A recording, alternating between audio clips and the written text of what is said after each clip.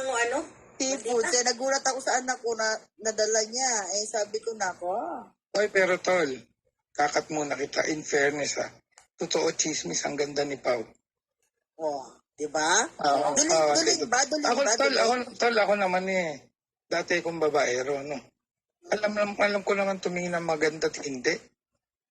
Correct. Ako na magsasabi sa kanila. Kaya Maganda talaga. pala, may nagselos nung magkita sila ni David. Nagkagulo sila.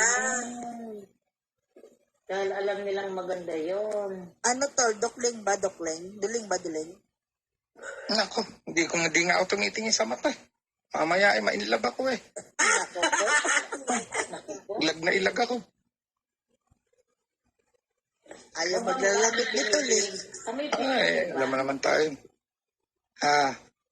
Kami pinipigtal. Amoy sabaw ng buko. Wow! Talaga, di ang Clorox. Amoy melon. Wala pang effort, Amoy walang melon. make-up eh. Walang make-up na madali. Oo. Kasi tol, natatandaan mo kanina yung text mo. Sabi ko, isang kondisyon, huwag naman todohan ng forma para bumagay naman ako, hindi nagmukhang driver. Tagapagpatukaan na nga lang ng manok.